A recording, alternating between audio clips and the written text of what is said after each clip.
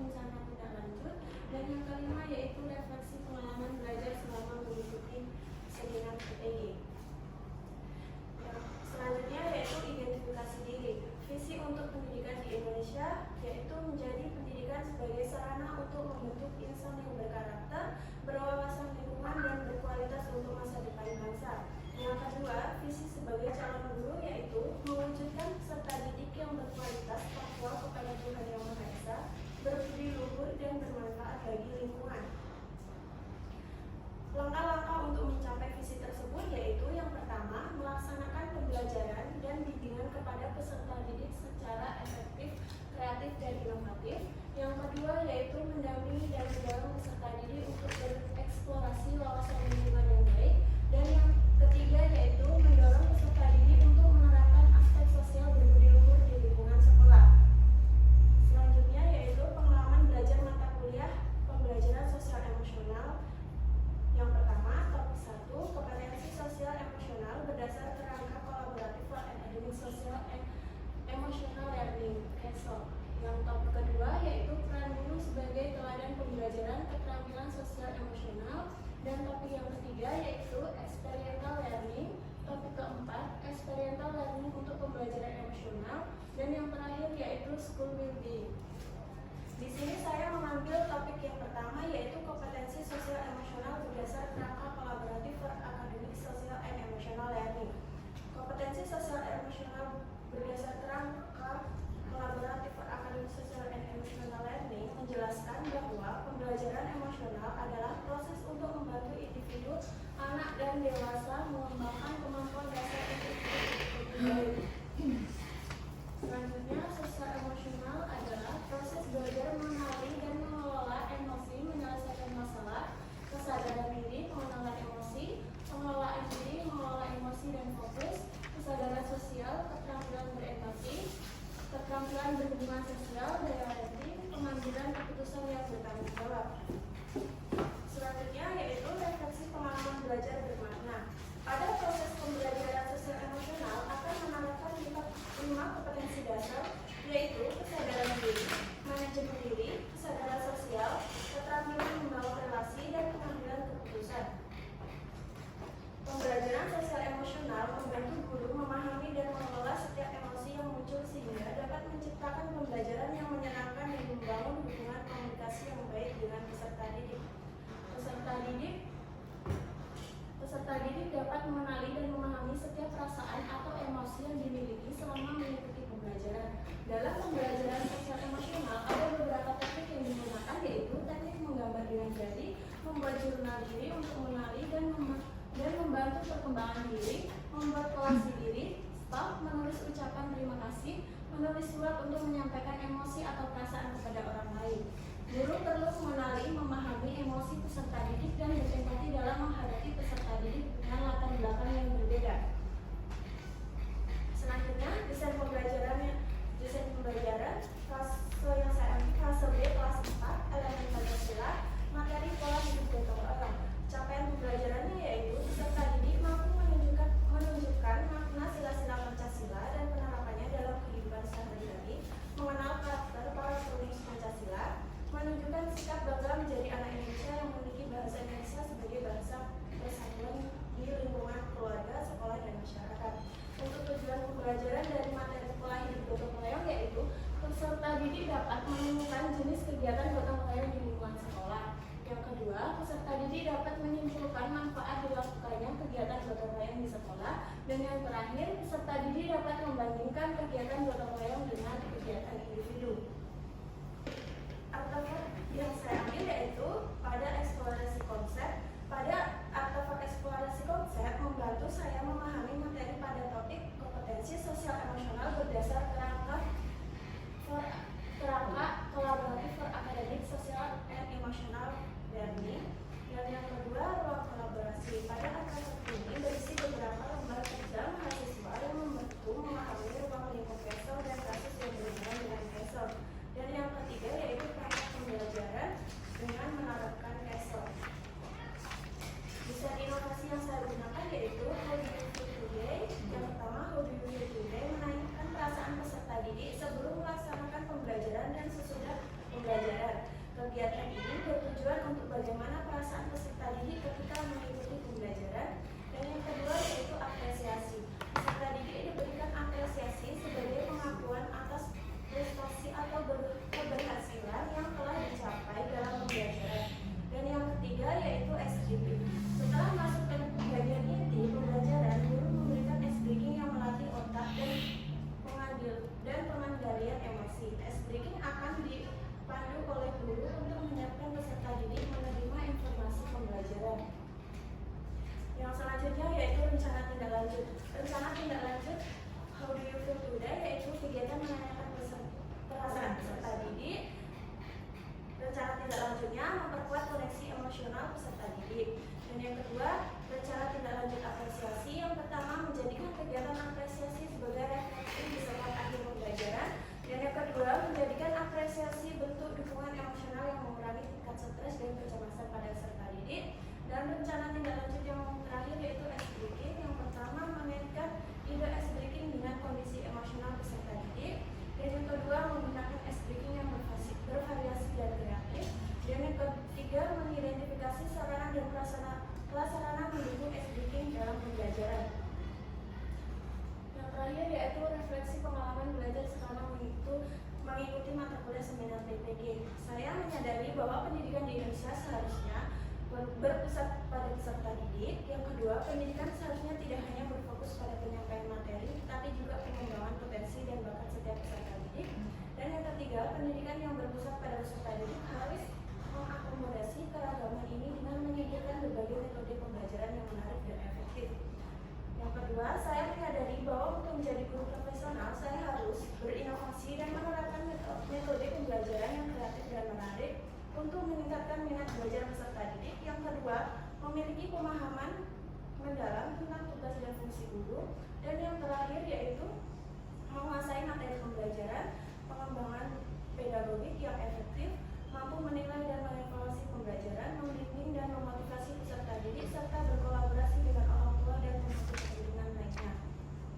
Sekian presentasi dari saya akhiri. Wassalamualaikum warahmatullahi wabarakatuh. Waalaikumsalam warahmatullahi wabarakatuh. Terima kasih Ibu Cynthia Ningtyas. Selanjutnya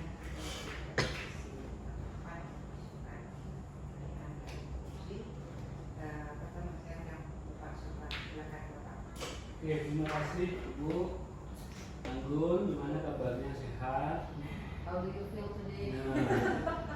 Gimana kabarnya, sehat? Sehat toh? Emosinya gimana, sehat? Galau Pak. Kan karena yang diangkat adalah pembelajaran sosial emosional. Ya toh? Iya. Oke, Gun. Yang pertama, saya tertarik dengan ada kata di PPT-mu nomor berapa nih? Nomor 9.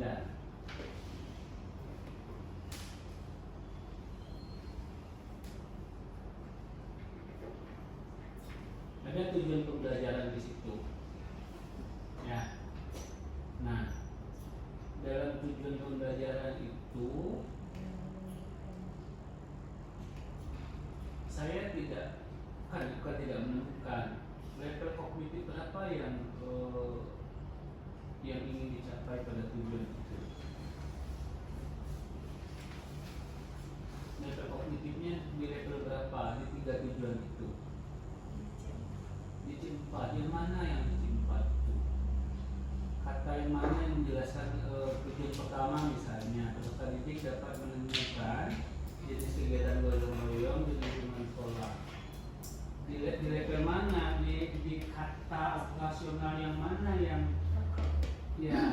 menjelaskan bahwa ini C4? Di FPT-nya itu tak ada mengidentifikasi, tetapi di PPT-nya tidak secara lengkap itu memasukkan tujuan. Gimana caranya?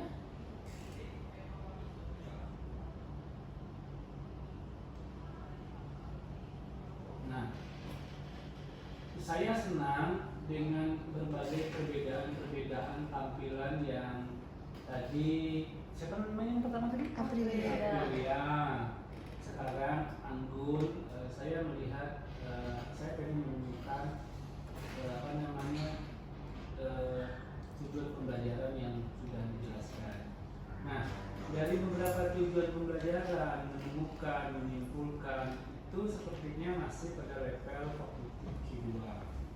Ya, itu masih berada pada level kognitif Q2. Nah, ketika nanti kalian bikin, ya, ketika nanti Anggun bikin, dalam proses bikin itu ada perangkat pembelajaran yang harus di-upload.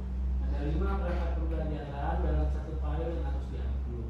Dan semua perangkat pembelajaran itu harus berkesinambungan antara satu dengan yang lain.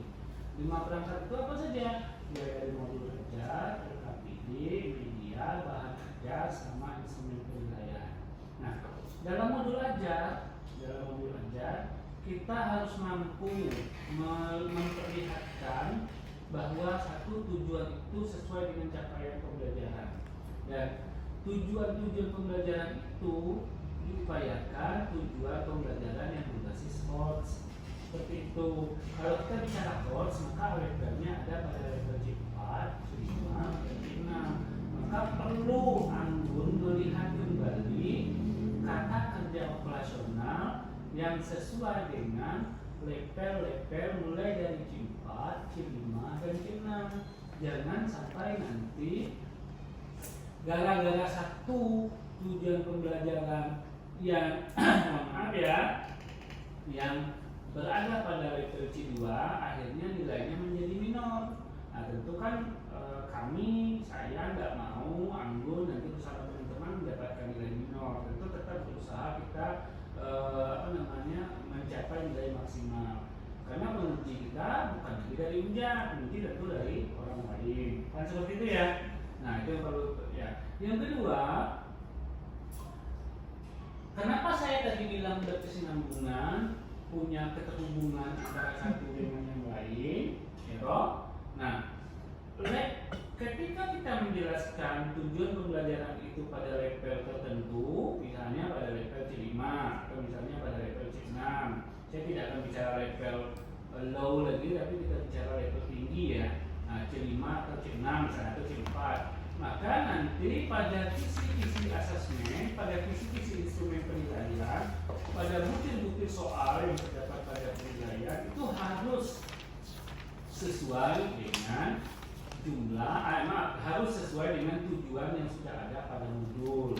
Seperti itu. Oke, itu yang dipahami ya. Nah, sekarang kita lihat yang kedua. Saya singkat saja. Yang penting yang ingin saya sampaikan. Nah, pertanyaannya, kenapa memilih pembelajaran sosial emosional? Kan harus merah atau? Nah, banyak tuh mata kuliah yang lain. Kenapa yang dipilih itu pembelajaran sosial emosional? Kenapa yang dipilih itu penyemangat hidupku misalnya seperti itu? Bukan yang lain misalnya seperti itu. Karena masih terdapat beberapa peserta didik yang kurang mengontrol emosi. Bukan, ini kan refleksi kita. Nah, hasil refleksi ini kenapa pembelajaran PSE bukan peserta didiknya? Iya, dirimu kenapa mengambil mata kuliah ini sebagai bahan refleksi? Seperti itu. Apa yang menarik dari mata kuliah ini? Nah, itu tentunya jadi masuk bapak. Ketika kita mengungkapkan sesuatu, kita harus mempunyai dasar kenapa kita memilih ini misalnya. Nah, seperti itu yang terjadi nanti dalam proses selanjutnya dari penyelesaian PPK ini. Kamu akan berhadapan dengan orang lain. Kamu tak lagi berhadapan dengan bapak, tak lagi berhadapan dengan Bu Badria, Bu Warni yang mungkin setiap hari bisa senyum. Nanti kamu berhadapan dengan orang yang entah berantah dari mana, kita tidak tahu sifat dan karakternya seperti apa, supportnya seperti apa, kita tidak tahu. Maka kita harus punya dasar untuk itu. Nah, di rencana tindak lanjut, mungkin ini yang berhubungan dengan sosial emosional, ice breaking ya. Ice breaking ini penting. Nah, seberapa penting ice breaking ini menurut Anggun? Sangat penting Pak, karena melihat kondisi peserta didik yang sebelum mengerjakan LKP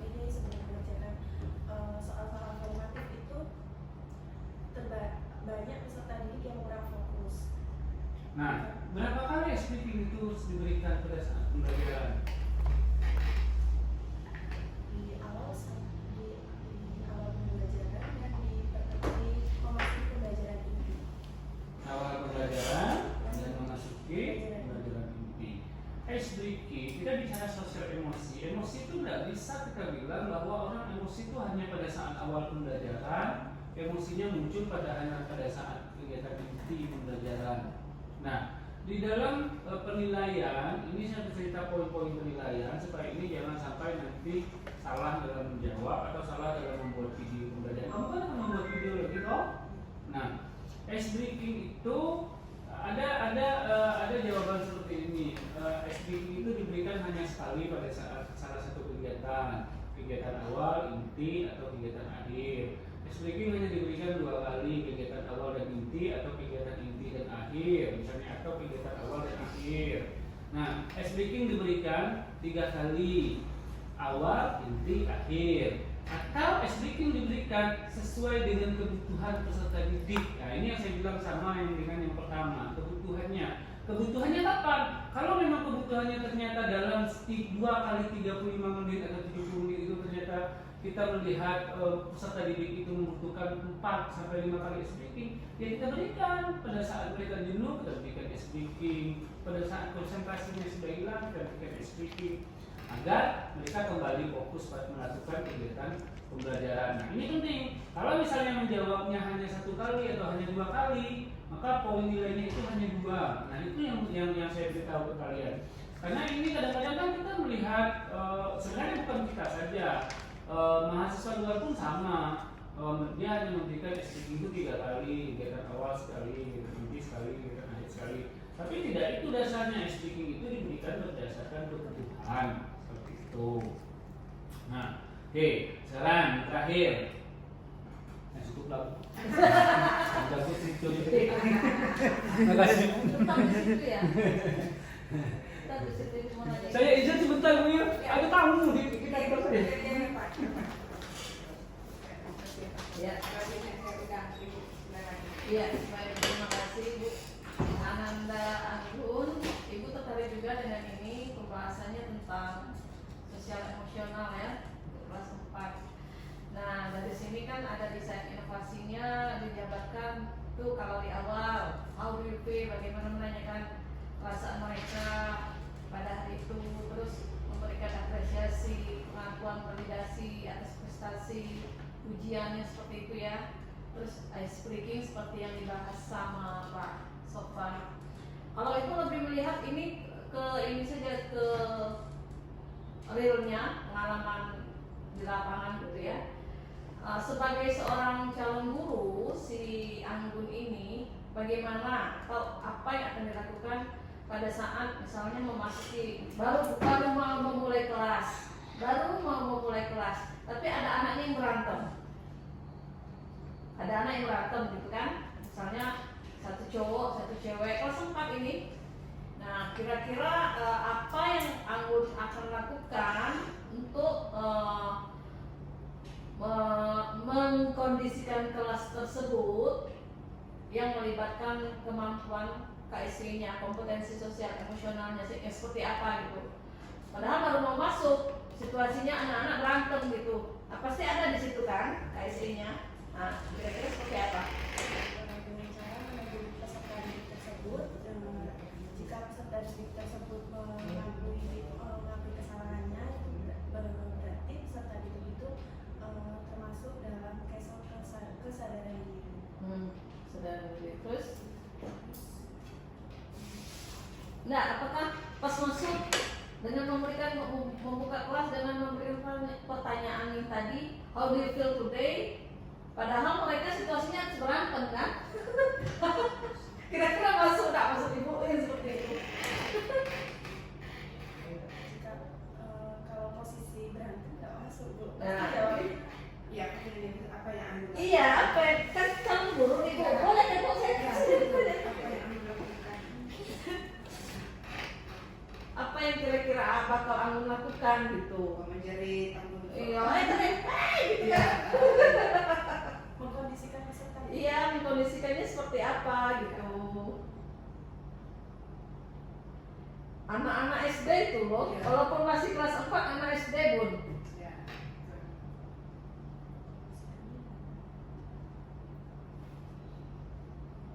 Coba jadi masuk dulu ya. Terus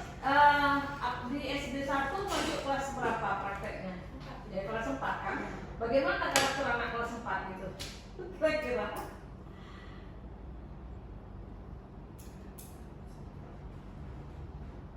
Tentu karakter peserta didik itu berbeda-beda ya. Iya. Ada yang di kelas itu ada yang rajin, ada yang suka teriak-teriak. Kalau karakter kelas kan berarti rata-rata yang di kelas itu suka apa, Iya. umumnya di kelas itu seperti apa begitu. Mama ketika saya masuk pun jarang lihat selalu ribut di dalam kelas. Pastinya iya Bu. Kalau masuk pasti ribut. Tapi kalau guru sudah masuk mereka bisa mengkondisikan kelasnya dengan duduk terus berdoa. Dengan saya ya Bu. Soalnya mereka lebih senang belajar dengan ibu-ibu PPL biasanya kalau Iya. anak-anak peserta didik. Nah, baik. Nah, itu dari Anggun ya. Ini sekedar masukan saja atau saran lah dari saya, tanggapan gitu kalau yang seperti itu. Nah, tadi jawaban Anggun sudah disampaikan. Seperti yang saya sampaikan, tidak mungkin kalau anaknya berantem kita tiba-tiba masuk how do you feel? Iya, tidak Mereka nggak akan jawab, gitu kan? Jadi ya itu kita di awal pasti kita harus tahu dulu kan karakter anak SD itu Bu. Walaupun kelas 4 saya bilang mereka tuh masih tetap ada sifat manjanya, pecicilannya gitu ya. Nah, saya di sekolah ada kelas 4 nih. Yang anak cowok itu masih suka peluk-peluk loh. Masih suka ibu. Iya. Iya, masih walaupun sudah kelas 4 gitu kan. Terus kalau memang situasinya seperti itu menurut saya, tapi bukan berarti saya memberikan ini pertanyaan itu untuk ngetes enggak kan, tapi pengen tahu sudut pandang Anggun gitu sebagai calon guru bagaimana. Itu kalau saya menghadapi seperti itu situasinya, yang jelas anak yang berdua ini kan kita tenangkan dulu kan. Mereka berantem, mereka tuh masih Bu gini itu masih emosi ya, iya kan? Jadi wah seru kata Binti. Iya, benar. Masih yang cewek yang gini ngejelit gitu kan, ngotot, yang cowok juga kau tuh gitu kan. Nah, bagaimana kita menenangkan kedua belah pihak sebelum memulai pelajaran nanti? Pelajaran itu nanti setelah kelasnya kondusif gitu kan. Terus bagaimana juga setelah itu mereka tadi kesadaran dirinya ya, penerapan di sini disiplin positifnya bisa kita terapkan restitusi di situ. Bagaimana mereka berdua mengakui kesalahan, terus menemukan sendiri solusinya gitu kan.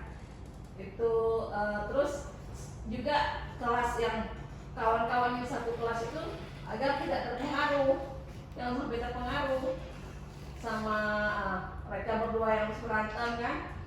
Nah, setelah semuanya kondusif, ini selesai, kalau bisa kita melaksanakan restitusinya itu tidak memvonis gitu kan, tidak menjudge kalau mereka itu salah, kamu harus dihukum. Itu tidak sama sekali restitusi. Terus juga supaya mereka seperti saya bilang bisa menemukan solusi sendiri, minta maaf atau apa gitu, berdamai dengan keadaan. Biasalah anak-anak setelah itu mereka damai lagi, baik lagi gitu kan. Tapi kalau kita pas sudah masuk kitanya yang terbawa emosi, nah itu yang susah. Wah, sampai teriak-teriak atau kayak mana kan, namanya juga guru muda, mungkin emosinya masih kayak mana lihat anak pas masuk berantem gitu. Itu menurut Ibu. Terima kasih. Wassalamualaikum. Terima kasih Ibu.